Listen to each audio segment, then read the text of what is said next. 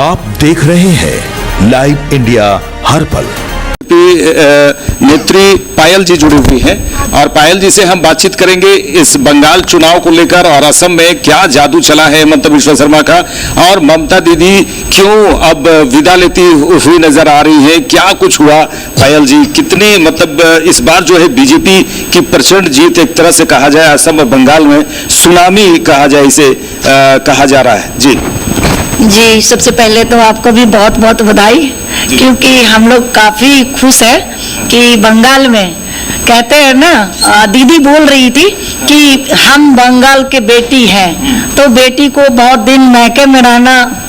अच्छी बात नहीं होती है। तो ये हमारे क्या बोलते हैं बड़े भाई अमित शाह जी ने उनको साबित कर दिए, और बड़ा भाई होने के नाते अमित शाह मोदी जी जा करके और उनके अच्छे से विदाई करने का काम किए हैं। तो दीदी अब ससुराल चली गई है, तो बहुत अच्छा लग रहा है कि कहीं न कहीं मैके में ज्यादा दिन बेटियों को रहना शोभा नहीं दे रहा था, तो आज वो ससुराल गई है, तो हम लोग भी खुश है कि दीदी ससुराल चली गई है। देखिए पायल जी, ये तो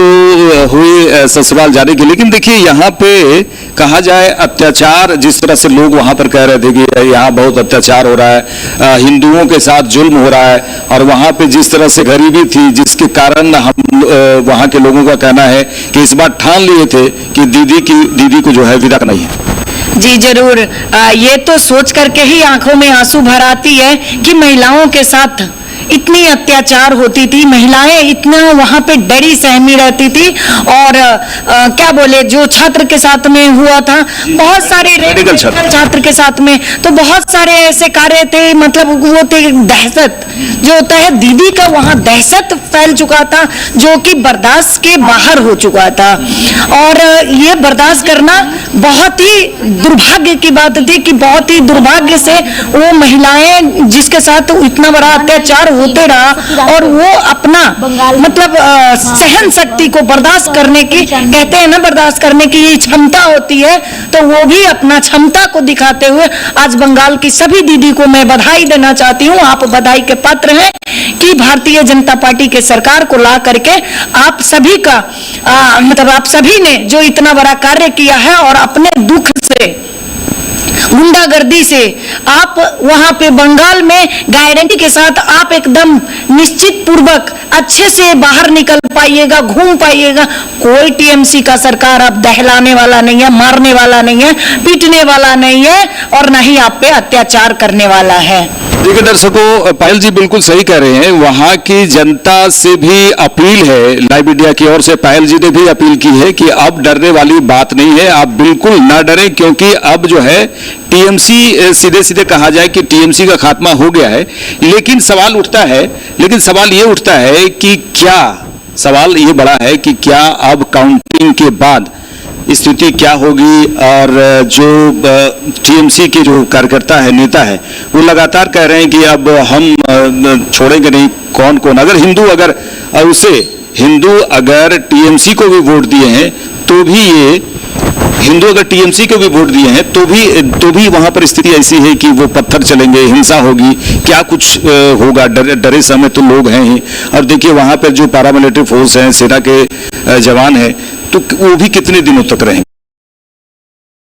तो कहते हैं ना कि खिसियाली बिल्ली खंभा नोचती है, तो ये तो अभी मतलब तत्काल घाव जो है वो भरने में टाइम लगेगा, लेकिन ये गारंटी है कि भाजपा की सरकार जब वहां बन गई है, जब इन्होंने अपना बहुमूल्य वोट दे करके भाजपा पे अपना विश्वास जताया है, बीजेपी की सरकार पे अपना मतलब विश्वास जताया है, तो बीजेपी के सरकार भी उनका हर एक दुख का बहुत अच्छे तरह से मतलब ये रखेंगे, सुख का ख्याल रखेंगे, और एक भी दुख हमारे हिसाब से वहां आने नहीं देंगे। लेकिन रह गई कि वो लोग बहुत ही खिसियाया हुआ है, तो कुछ न कुछ कांड तो बनता है, वो तो करेंगे। देखिए कुछ न कुछ हिंसा की आशंका तो जताई जा आ रही है, लेकिन इस बार बीजेपी की सरकार वहां पर बनती है तो वहां के लोग जो है साफ तौर पे विश्वास तो है कि अब बीजेपी के जो गुंडे हैं वो सतर्क हो जाएं, क्योंकि सलाखों के पीछे बहुत जल्द भेजे जाएंगे और कई ऐसे धाराओं को लगाया जाएगा। और चुनाव के दौरान जिस तरह से उनके घरों से भी हथियार मिले हैं और जो टेप कांड जो हुआ जिसमें बीजेपी बैलेट बॉक्स में कहा जाए कि जिस तरह से वहां पर बीजेपी का सिंबल पे वहां पर टेप लगाया गया ताकि वो वोट किसी को न दे, कई ऐसे मामले हैं जो पुलिस के नजर में है और पुलिस तमाम वहां पर उन टीएमसी गुंडों की जो लिस्ट बनाई है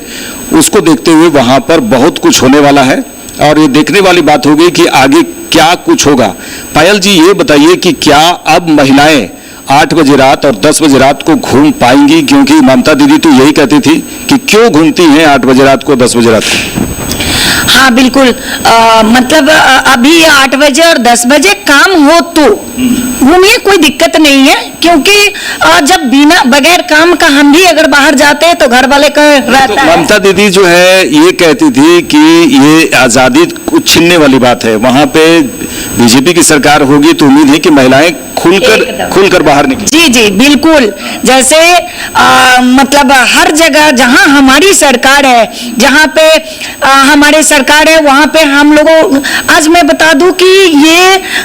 महिलाएं जो हैं हर जगह पे मोदी जी के 2014 में आने के बाद हम खुद अपने आप को मैं बता रही हूँ कि मैं इतनी डरी सहमी रहती थी, आज किसी भी कोने में जाने के लिए मैं अपना स्कूटी उठा करके और जाती हूँ और आती हूँ, अपना कार्य करती हूँ, सिर्फ और सिर्फ ये मोदी जी का विश्वास है। हमें कहीं ना कहीं लगता है कि हमारे पीछे हमारे पिता, जैसे कि बड़े बुजुर्ग का जो होता था अपना घर का एक पर्सन का, कि जैसे आदरणीय हमारे जो है पिताजी हैं, भाई है, ये हमारे पीछे है, हम कुछ बाहर जा रहे हैं तो ऐसा हमारे सरकार हमारे पीछे है। देखिए, चूंकि आप झारखंड की राजनीति करती हैं और ये बताइए कि जेएमएम जो है यहाँ पर तो जेएमएम का सरकार है, जेएमएम की सरकार है, हेमंत की सरकार है, तो अगर कहा जाए असम की बात करें तो असम में जेएमएम ने कोशिश की कि वहाँ पर भी हमारी 2-4 सीटें आ जाएं, तो क्या लगता है कि जेएमएम ने वहाँ पर कोई जादू चला या फिर आदिवासी चेहरा का कुछ? नहीं, जेएमएम का क्या ही, वो अपना घर नहीं संभाल पा रहे हैं तो वो असम में जाकर के क्या ही कर लेंगे। थोड़ा सा हमें बताइए कि मतलब यहाँ पे आए दिन यहाँ बेटियों के साथ छेड़खानी, अरे 12 साल का, 11 साल का, 10 साल का, इस सारे हद तब पार हो गई जब 4 साल की बच्ची के साथ वैन में उसका खुद का ड्राइवर, जो स्कूल का ड्राइवर है वैन का, वो खुद छेड़छाड़ कर रहा है। तो आप ये झारखंड छोड़ करके आप कहां चले गए पगलाने के लिए आसाम में? आप पागल हैं क्या? हेमंत सोरेन जी से मैं पूछना चाहती हूँ, आप पागल हो गए हैं? अपना सरकार अपना घर तो संभाल नहीं रहा है और आप और आपकी बीवी दोनों मिल करके चले गए थे आसाम में। तो आपको पता नहीं है आसाम में कौन है? हेमंत विश्व शर्मा जी। वो एक्चुअली वो खुद अपना असम को संभाल लिए हैं और आपकी जरूरत वहां नहीं है, आपकी जरूरत झारखंड में जहां है वहां तो आप सही से कार्य कीजिए, वहां तो आप अपना दिखाइए कि नहीं, मतलब झारखंड के जिसको आप ठग करके, जो मैया बहन के योजना दे करके ठगने का काम करके आप सरकार में आया, आज वो मैया और दीदी के साथ में क्या हो रहा है, एक बार मैं कल्पना सोरेन को महिला होने के नाते मैं उनको एक बार बताना चाहूंगी कि आप एक महिला है और महिलाओं के दुख को, तकलीफ को, उसको समझने का कोशिश कीजिए और आप अपना राज्य संभालिए। आप खुद का राज्य तो संभालता नहीं है। देखिए, जेएमएम की भी बात हो गई यहाँ पर, देखिए, लेकिन एक चीज बताइएगा, हेमंत विश्व शर्मा का क्या जादू चला कि इस बार फिर वो बहुत प्रचंड जीत कहा जाए, हेमंत विश्व शर्मा की सुनामी कहा जाए, वहां पर क्या जादू है? क्या महिलाएं बहुत खुश हैं वहां पर जो उनको योजनाओं के तहत जो राशि दी जा रही है, या फिर कई योजनाएं, क्या महिलाएं बढ़ चढ़कर भाग ली हैं? जी, हमारी महिलाएं, हम आधी आबादी हैं। मैं इसमें भी कहना चाहूंगी कांग्रेस को थोड़ा सा शर्म कर लेने के लिए कि हम लोगों को जो नारी बंधन अधिनियम जो मिल रहा था ये भी उसको नहीं भाया। मैं क्या ही बोलूं, कितनी शर्म की बात है कि हम महिलाएं आधी आबादी होते हुए भी हम लोगों को 4%, 5%, 10%, ये क्या है? हम भीख नहीं मांगते हैं, हम अपना हक और अधिकार मांगते हैं। और जो कि देने का काम ये 16, 17, 18 को जो अधिनियम लागू होना था, ये कांग्रेस वाले ने उसको भी हटा दिया। तो ये महिलाएं जो है, आप एक बात याद रखिएगा, जिस घर में महिलाएं का राज चलता है वो घर इतना शांत, इतना अच्छे से चलता है, उसमें इतना खुशहाल होती है। उसी तरह से जहां हम महिलाएं खड़े हो जाते हैं कि जिसको संभालना है इस देश को, तो हम महिलाएं संभालना भी जानते हैं, और जिसको बर्बाद करना है उसे बर्बाद करना भी हम लोग जानते तो हैं। पायल जी, एक ये भी बताइए कि इस बार जो प्रधानमंत्री नरेंद्र मोदी ने पश्चिम बंगाल में जो मंच से कहा कि इस बार झालमुड़ी की उन्होंने बात की, झालमुड़ी पश्चिम बंगाल में खाया, और देखिए उन्होंने मिठाई की भी बात की है, तो क्या आप लोग किस तरह से यहाँ पर तैयारी कर रहे हैं? कहते हैं ना, वो बंगाल के बात में बोल दूं थोड़ा सा, झालमुड़ी 10 रुपए का वो खाए मोदी जी, और मिर्ची तो हमारी दीदी को लग गई। तो ये जो मिर्ची लगी वो इतना तेज लग जाएगा, हम लोग भी विश्वास नहीं करते थे कि मतलब बंगाल छोड़ करके भागना पड़ेगा। ये हाल में अभी हमारी दीदी आ गई है। तो मतलब कहीं ना कहीं हमारे मोदी जी का वहां पे बहुत ही झालमुड़ी खाना हमको लगता है बहुत ही शुभनीय रहा। किस तरह से यहाँ पर आप जश्न मनाएंगे? आप यहाँ पे हम लोग तैयारी कर रहे हैं। अभी 4 बजे से मैं बता दूं कि हमारे प्रदेश कार्यालय में हरमू में हम लोगों का जश्न है, जिसमें सारे मीडिया बंधु को मतलब सादर आमंत्रित है, सभी आ रहे हैं। तो हम लोग सब वहाँ पे हैं, और 6 बजे से हम लोग आलवट एक्का चौक पे अपना जश्न मनाने का तैयारी में है। इसमें झालमुड़ी भी रहेगा? जी जरूर। देखिए पूरी तरह से पूरे झारखंड की बात करें तो यहाँ पर बीजेपी में जश्न का माहौल देखने को मिलेगा, और जश्न के साथ साथ झालमुड़ी और मिठाइयाँ भी इस बार बंटने की पूरी तरह से तैयारी है। बंगाल और असम की बात करें, एक पायल जी से एक सवाल और जरूर करेंगे कि जिस तरह से ममता दीदी ने विरोध किया बांग्लादेशी घुसपैठियों के बारे में, उन्होंने कहा कि यह गलत हो रहा है, SIR को लेकर उन्होंने कहा कि यह गलत हो रहा है, इसे किस तरह से आप देखते हैं? SIR तो बिल्कुल होना ही, जो हो रहा है उसको तो होना ही चाहिए, क्योंकि जब तक वो होगा नहीं तब तक आप कैसे जानिएगा कि पायल जी कहाँ से, हम कैसे जानेंगे आप कहाँ से? तो ये होना जरूरी है। बांग्लादेशी घुसपैठियों को जिस तरह से पाल के रखा गया था, उसका इसीलिए तो ममता दीदी को इसीलिए तो थोड़ा ज्यादा ही मिर्ची लग गया कि भाई वो जिस माध्यम से रखे थे, जिस माध्यम से वो राज कर रहे थे, जिनके बदौलत अगर वो चिट्ठा उनका खुलने लगा तो मिर्ची तो लगना वाजिब है। तो जिस तरह पश्चिम बंगाल में महिलाएं भी खूब जो मतदान केंद्रों पर पहुंची, भारी संख्या में उनकी भी लाइनें दिखी, तो आपको क्या लगता है कि मोदी जी जो कहे मन से, वो महिलाओं को लगा कि हाँ ये मोदी जी सही कह रहे हैं? जी बिल्कुल। जब तक मोदी जी का बात महिलाओं के, हम दीदी को नहीं लगा होता तो आज बिना डर के, बिना झिझक के, अपने जान और प्राण का, क्योंकि TMC का लोग हर जगह पे तैनात था, हर जगह पे वो मतलब डराने का काम करता था, उनका गुंडा।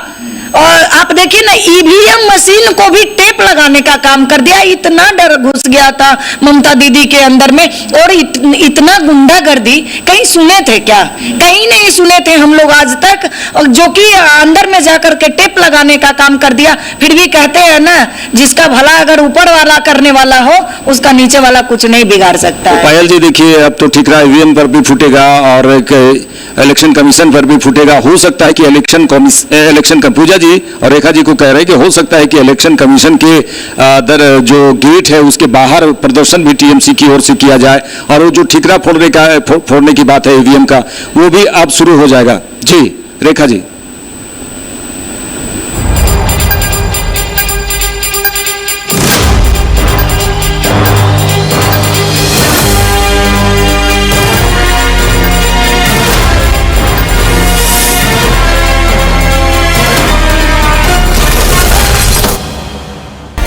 आप देख रहे हैं लाइव इंडिया हर पल।